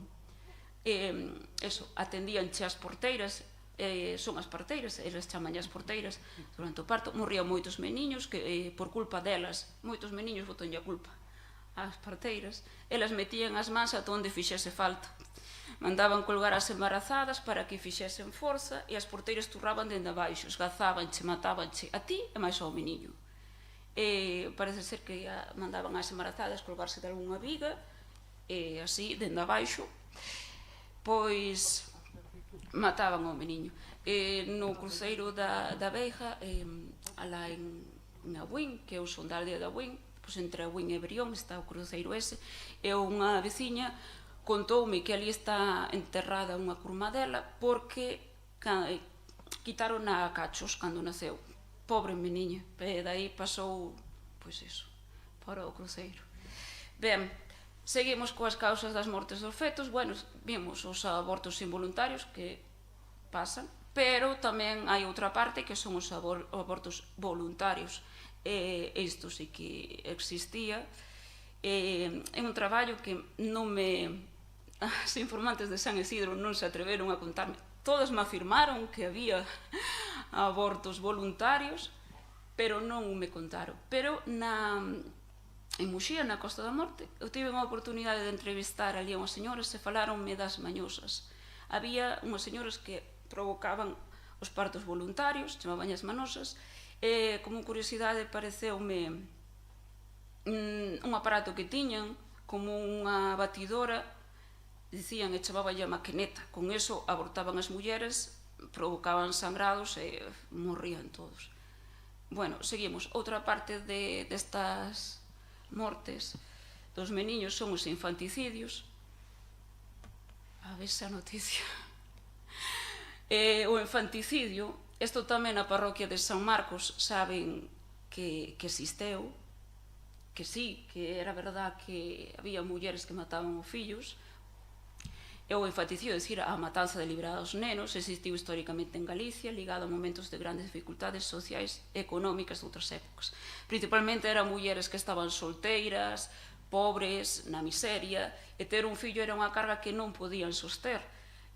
Na miña aldea tamén contáronme que na posguerra había unha muller que quedou embarazada moi nova, solteira, sen recursos, pasaban fame porque pasaban completamente penurias, e levouno a enterrar ao cruceiro dos meniños, e incluso lle puxeron un nome, Manueliño. Esta señora contábamo, dicindo, mira o que fixo miña nai e tal, é que, bueno, eu fui virxe ao matrimonio e tal, mira como foi miña nai. Bueno, son cosas que pasan daquelas épocas. Na parroquia de San Isidro non me falaron, saben que hai infanticidios, pero non me falaron de ningún caso. En cambio, hai a noticia esa que apareceu no xornal El Diario de Pontevedra, fixo eco da nova baixo o título Un infanticidio, datada o 31 de agosto de 1912, e a noticia di así: unha muller de 32 anos, solteira, deu a luz a un neno. Previda polos veciños, negou ante a Garda Civil, que a interrogou sobre o paradoiro da criatura. Ao fin, acosada a preguntas, confesou que o niño naceu morto e que o sepultara na corte dunha veciña. Procedeuse a desenterrar o cadáver, practicouse a autopsia e os médicos confirmaron que o neno era de todo o tempo e o máis grave que nacera con vida. Tanto a muller de 32 anos como a dona da casa na que prestaba servizo como criada foron detidas e ingresaron en prisión. Claro, eran delitos estes. Pero aquí, como vemos nesta nova, os veciños uns tapaban a outros. Mira, non digas nada, tal. Entón, non era castigado porque a xente non delataba estes sucesos. Os enterros dos meniños sen bautizar, vale? Na aldea da Cunha contaronme como se facía, pois de noite, e todos teñen máis ou menos o mesmo platón do que eu teño investigado. Era de noite, envoltos en sábanas, toallas, ou cadaleitos improvisados, con máis caixas dos zapatos, metíanse en caixinhas de zapatos, aos pés dos cruceiros,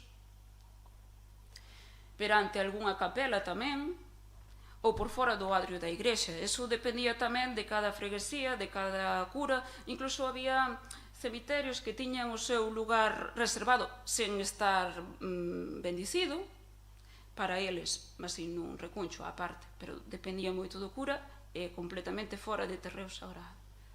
Ben, na capela da Virxe de Guadalupe, nos casás, aquí comentáronme que houve enterramento de meniños cando estaba en ruínas. Tamén hai un cruceiro aí. Contáronme que a fonte ten augas fertilizantes, pero San Isidro non recollín máis información que esta.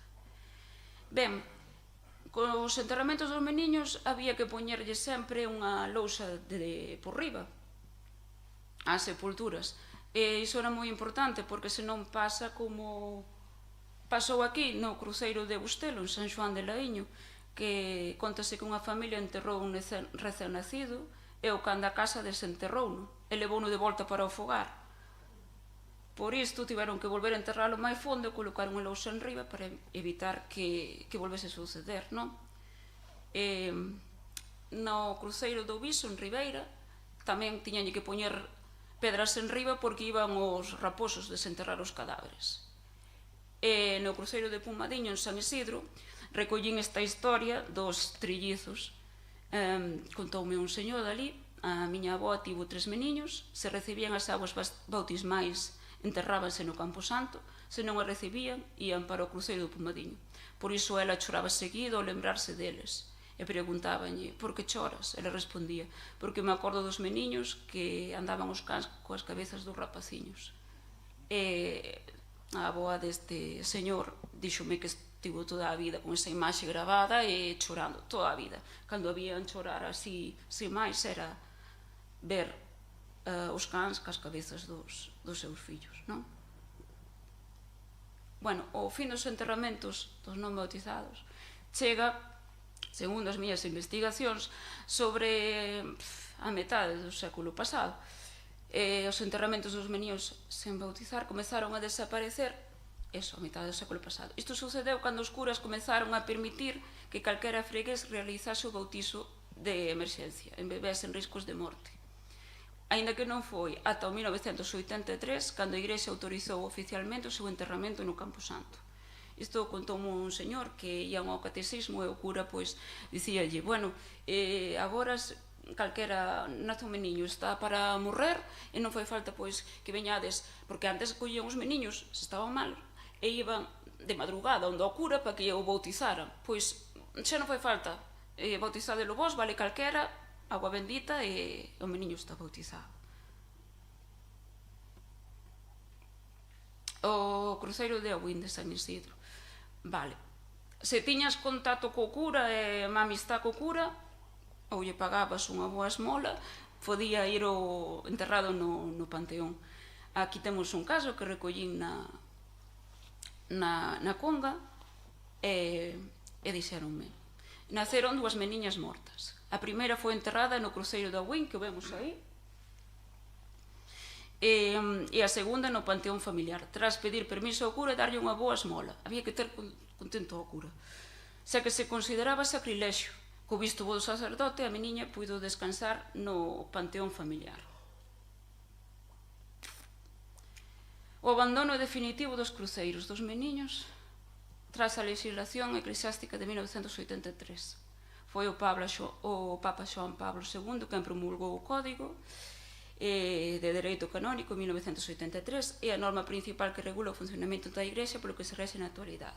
No título 3 do Código das exequias eclesiásticas pon: o ordenario do lugar pode permitir que se celebren exequias eclesiásticas por aqueles nenos que os pais desexaban bautizar pero morreron antes de recibir o bautismo. Ata hai nada. Ben, aquí traio unha imaxe do cemiterio da Illa de Ons. Cando cheguei aí chamoume moito a atención e despois fun ao museo e volveronme a recordar porque é moi curioso por tantas tumbas de meniños mortos que hai, porque non son os recén nacidos a edades temperás. Entón todos sabían as persoas que perigaban moito, entón había que protexer aos meniños, sobre todo a esas idades que collían todas as enfermidades que antes había. Entón, pois, cando chega o meniño á casa, o recién nacido, aparece a protección da casa. Vou-vos a falar do rito do gato negro. Este recollino na aldea de Armental e pareceume unha cousa maravillosa e vou-vos a contar. Era fundamental, o rito do gato negro é para traer boa sorte á casa. Entón, empezamos a protexer a casa. Antes de protexer os que estamos dentro, protexemos o noso fogar. Traemos un gato negro para a casa, mollámoslle as patiñas en aceite, pasámoslo 9 veces por debaixo dun banco. O gato. o gato por debaixo do mango, e despois cortamos a punta do rabo. E aí temos o amuleto feito. E con eso a casa estaba completamente protegida. A día de hoxe non fan exactamente, pero nesa casa sempre hai un gato negro. E eu quedei pensando, e dixen, mira, pois na miña aldea, porque eu cando estaba en San Isidro, dicíame, falaba así cousas, e íbamos comprendendo, e dicíame, ti acordas de Florita? Non me acordo, porque eu son de Rianxo. E dicíame, pero, bueno, que temos moitas cousas en común, os da Pobra do Caramiñal con Rianxo, non? Eu, entón, cando me dixeron do tema do rito do gato negro, dixen, mima, pois aí está, por eso eu de pequena vía tantos gatos ca punta do rabo cortada, porque seguro que estaban a facer este rito tan parecido, bueno, que podía ser parecido ao da miña... curioso. Na conga, quitei a foto a esta ferradura, que é tamén para atraer boa sorte tanto nas vivendas como nas cortes, había que protexer todo. E dicía má muller, esa é boa, esa ferradura é boa, porque ten os 7 clavos, senón non vale. Curioso. E despois había que poñer os carabéis do aire, que son estas plantas. Estas plantas poñíanse antes e poñense agora. A miña veciña ten un cierre todo con estas plantas, entón aí seguro que non lle van entrar as bruxas, porque estas plantas son contra as bruxas. As bruxas, a bruxa mítica, a que pata co diaño, como me contaron ali, que visitan a noite de San Xoán o río das preguntas, e temos o lavadoiro e a fonte, estas que planean na noite de San Xoán a quen lle vai facer o mal, a quen van soltar os piollos. Está na aldea de San Isidro. Sí. Bueno, pois contra as bruxas. Está na aldea de San Isidro. Sí, está na aldea de San Isidro. Baixan o río das preguntas na parroquia de San Isidro. Ben, despois ven a protección do meniño. Fundamental era bautizar o meniño. Agora esperan a bautizar o neno. Agora xa nos bautizan, dicían malías mulleres. Agora xa nada, non van a dizer nada. Pero antes, ao pouco tempo de vida, no día seguinte, ou 2 días, o máis pronto posible, bautizar o meniño. Eso era a protección principal que había, non? Quen levaba a bautizar o meniño? Os padriños. A nai non podía entrar na igrexa, tiña a cuarentena, estaba impura, quedaba fora da casa. Quen ia eran os padriños, e era cousa de ir a madriña co meniño. E outro dato interesante que recollín, este que recolleron no Morrazo, era que a madriña non podía estar embarazada para bautizar o meniño, porque ia impura, co pecado original dentro. Entón, se bautizaba o meniño estando embarazada, ou podía morrer o meniño ou a madriña. Entón, eso había que evitalo. Houbo, dicíame en Bueu, houbo, bueno, non lle fagas caso, sabes, vaite de madriña, nada, non se che nota, tal.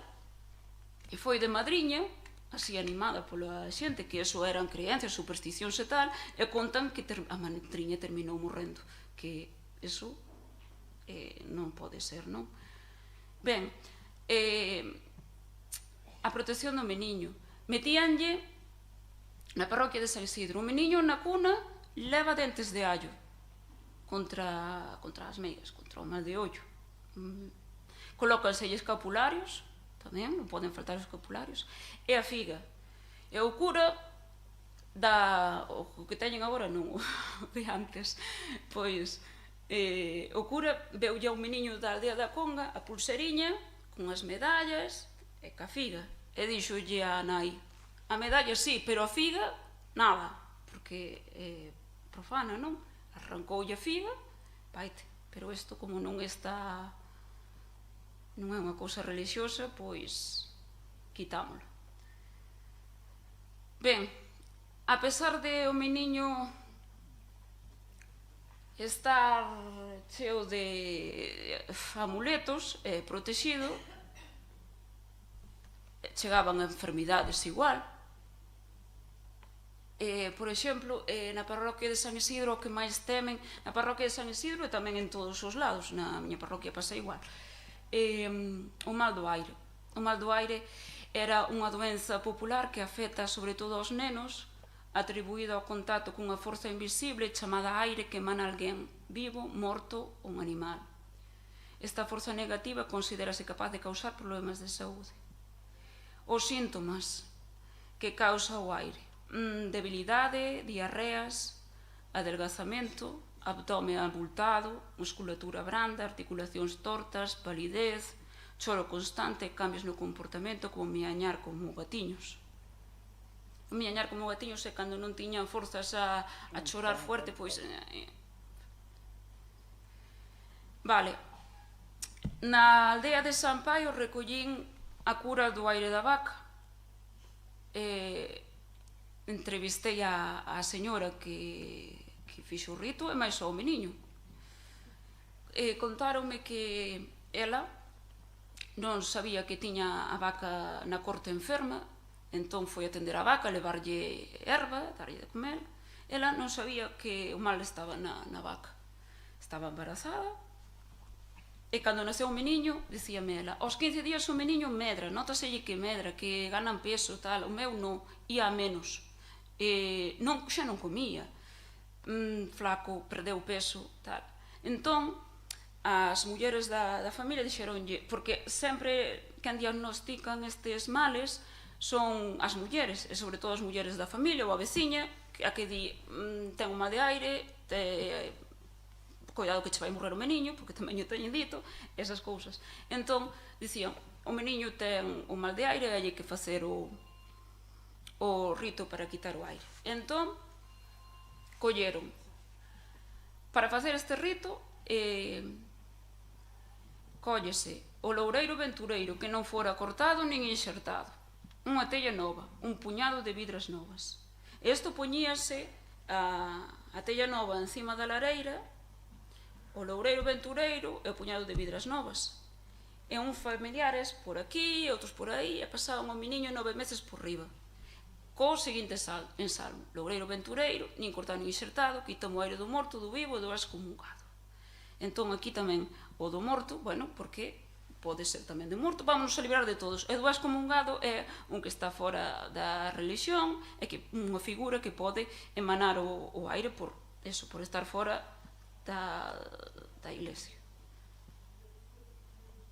Ben, este rito facíase 9 días seguidos, e cas cinzas que quedaban na tella frotabas así e aparecían os pelos da vaca. Entón, se era o pelo da vaca, como foi neste caso, non había máis nada que facer. 9 días seguidos, o meniño comezaba a comer, a medrar, e dixe que foi que o meniño que morría e que se andou despois deste remedio. Pero, ás veces neste rito, nas cinzas, quedan os pelos do defunto, do último defunto da parroquia, suele ser. Entón, hai que facer o rito este e despois ir espertar o defunto ao cemiterio.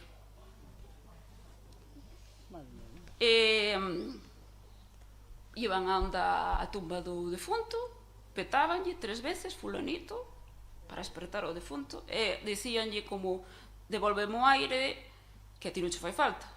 E así, 9 días seguidos, de noite, a pedirlle o aire de volta a ese defunto. Ben, o aire de defunto é o de aire de defunto máis outro tipo de mal, o mal de aire, que pode ser tamén da grata preñada. Pois quitábase tamén na arca onde garda a roupa o cura, na sancristía. Este rito facíase a medianoite coa axuda do sancristán. Como se evitaba o aire de morto? E como se evitaba o aire de... Se me vou de tempo, non? Bueno, vai dando. Evitábase o aire de morto. Isto na parroquia de San Isidro teñeno moi claro. Todas as mulleres me o dicían. Cando, ainda o fan agora, cando pasa un defunto pola porta, hai que levantar o meniño da cama. Tanto se está enfermo, dá igual, hai que espertalo e levantalo da cama. Porque senón, pasaba o defunto pola porta, emanaba aire, e podía arrastrar con el ao meniño. Tamén se tiñamos a roupa a secar fora, pasaba o morto pola porta e había que retirala, porque emanaba o aire á roupa, a roupa colocábase e enfermaba. Ben. En San Isidro recollín o rito dos meniños, que hai nenos que torcen as pernas, dicíanme, torcían as pernas e non andaban ben. Entón, este rito tamén o recordan todas as señoras, é moi curioso. Levaban o meniño a un cruceiro de noite. Isto era cousa de mulleres. Os homes non iban, non participaban. Estes ritos todos de protección da casa e todo, sempre o facían a muller, a non ser que a muller da cabeza de familia pois morrese, entón quen seguía ca tradición pois era o home, despois pasaba a tradición aos fillos e así. Bueno, consistía en levar de noite os meniños ata un cruceiro coas pernas atadas. Eran dúas mulleres da familia que o acompañaban. Cando pasaba alguén preguntábanlle que se lle fai a un preso e respondía despréndese ou soltase. Logo, o viandante desataba os nós e o cativo empezaba a andar ben. Este mesmo rito documentou no Víctor Lisquivén, na Medicina Popular de Galicia, unha obra moi interesante sobre a medicina popular, e el comentou que este rito facíase na Pobra do Caramiñal, nunha encrucillada de 4 camiños, e as cordas do meniño cortábanse 4 e soltábase unha en cada camiño.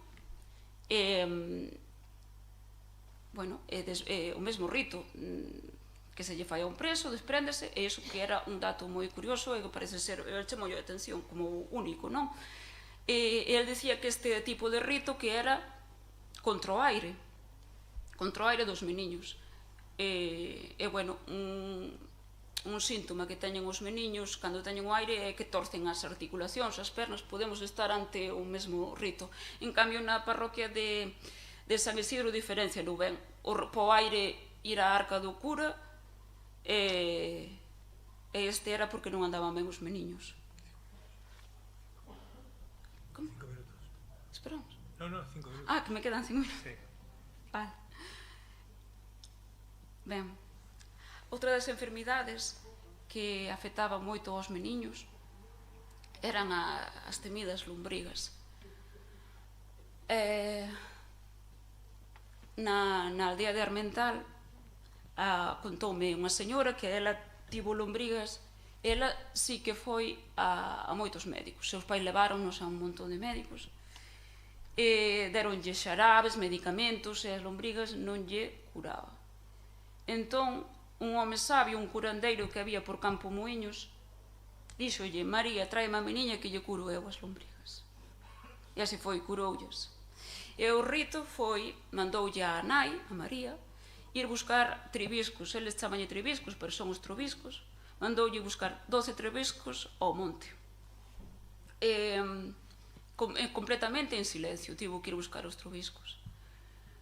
Levaron a meniña á casa do curandeiro, deitarona no chan, solamente ca braguiña posta, e o curandeiro colleu os trubiscos e pasoullos nas plantas dos pés, supoñemos que facendo algún sinal da cruz, porque a señora dicíame que tamén rezaba, entón